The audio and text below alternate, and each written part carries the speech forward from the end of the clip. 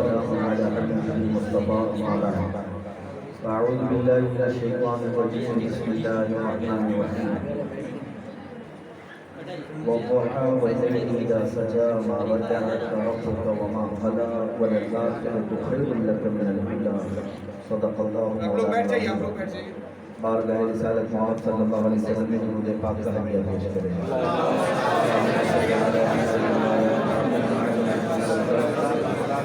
آلہ و اصحابہ الکرام نبی کریم مبارک وسلم صلاۃ دائمۃ سرمدا ابدا. عزیزان گرامی وقار، آپ تمام حضرات کی محبتوں کو دیکھ کر یہ بات محسوس ہونے لگ گئی ہے کہ جس شیر کو صدیوں سے سلایا جا رہا تھا اب وہ شیر بیدار ہو گیا.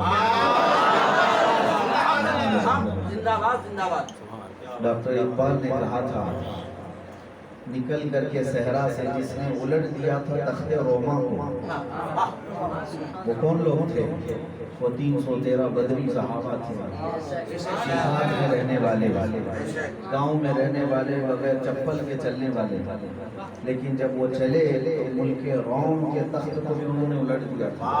اس زمانے کا سپر پاور، اس زمانے کا سپر پاور.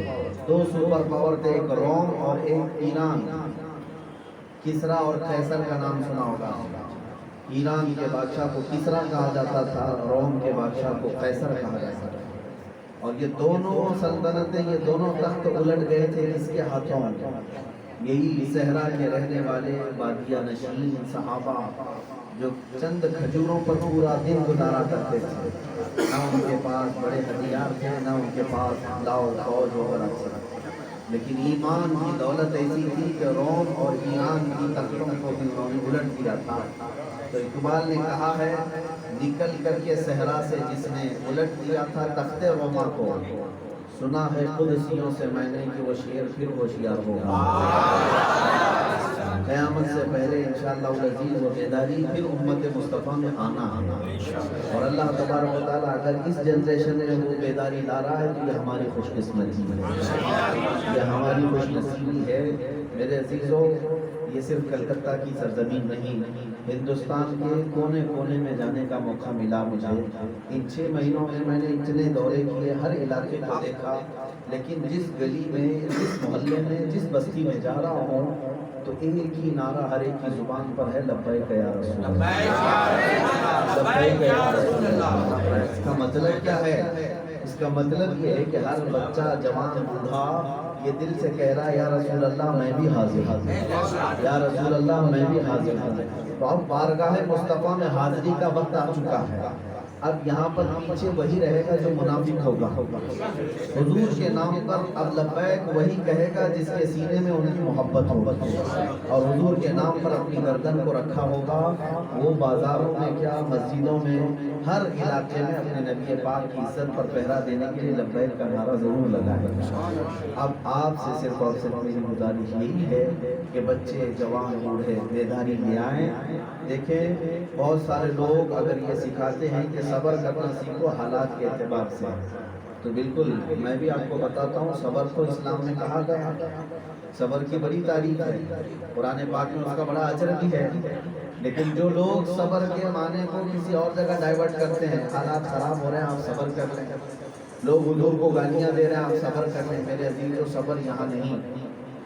اسلام نے جو صبر کی تلقین کی ہے وہ کہاں ہے؟ روٹی نہ ملے تو صبر کر لے، کھانا نہ ملے تو صبر کر لو، پانی نہ ملے تو صبر کر لو، کپڑا لتا جائیداد گھر مکان نہ ملے تو صبر کر لو.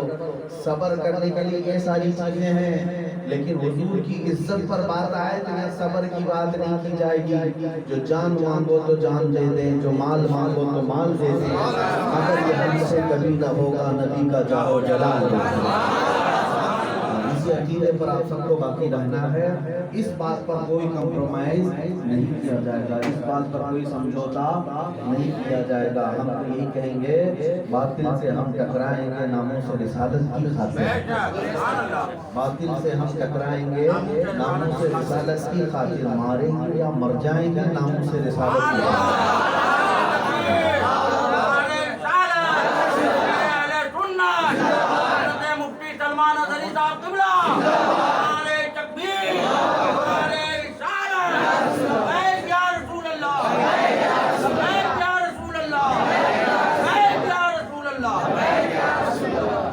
نشین ہیں وہ بھی سن لیں، جو تخت نشین ہیں وہ بھی سن لیں، گستاخ نبی کی ایک سزا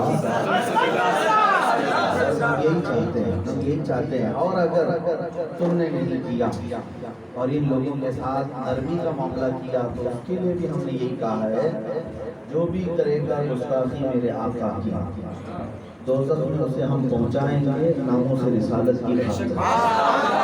انشاءاللہ العزیز یہ جذبہ جب تک آپ کا جوان رہے گا، مجھے امید ہے کہ کوئی قوم تمہارے اوپر حاکم نہیں ہوگی، کوئی قوم تمہیں ٹھوکروں پر نہیں اچھالے گی۔ تمہاری عزت صرف اور صرف نبی پاک کے نام سے وابستہ ہے۔ آبرو ماں زنام مصطفیٰ است، ہماری آبرو اور ہماری عزت حضور کے نام سے وابستہ ہے، اور اگر اس نام کا آپ نے خیال کرنا چھوڑ دیا تو ہماری اپنی عزت ہی چلی جائے گی۔ اسی بات کی آج ضرورت ہے پورے ہندوستان بھر میں کہ مسلمان جاگ جاؤ۔ تم اگر حضور پاک کے نام کی عزت پر پہرا دینا شروع کر دیا تو تمہاری عزتوں کا حال یہ ہوگا کہ تم آسمان تک پہنچائے جائیں۔ بلال حبشی رضی اللہ تعالیٰ عنہ جو کالے تھے، حبشہ کے رہنے والے تھے، مکہ والوں نے بڑا ظلم کیا، لیکن حضور کی غلامی میں آئے اور حضور کی عزت پر پہرا دینے لگے تو 6 سال کے بعد حالت یہ ہوئی کہ مکہ فتح ہوا تو رسول پاک صلی اللہ علیہ وسلم نے اذان دینے کے لیے کعبے کی چھت پہ کس کو چڑھایا؟ حضرت بلال حبشی کو چڑھایا۔ کیوں؟ حضرت ابوبکر بھی تھے، حضرت عمر بھی تھے، بہت سارے صحابہ تھے۔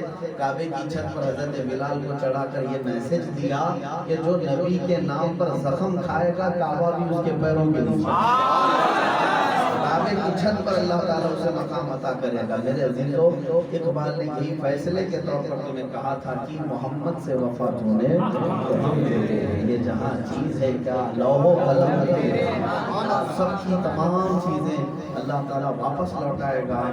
اقتدار ہو، طاقت ہو، سیاست ہو، دولت ہو، علم ہو، عمل ہو، یہ ساری چیزیں لوٹ کر ہمارے معاشرے میں آئیں گی، بس شرط یہ ہے کہ محمد سے وفا کرنا، حضور سے وفا کرنا سیکھ جاؤ۔ اللہ تبارک و تعالیٰ ان تمام بچوں کو، جوانوں کو میرے آقا کی وفاداری عطا فرمائے۔ جیے تو حضور کے نام پر جیے، مرے تو حضور کے نام پر مرے، اس لیے کہ ہمارا عقیدہ ہے کہ جب دنیا سے جائیں گے تو ہماری قبر میں نہ ہماری ماں آئے گی نہ باپ آئیں گے، اگر کوئی آتا ہے تو تاجدار مدینہ آئے گا۔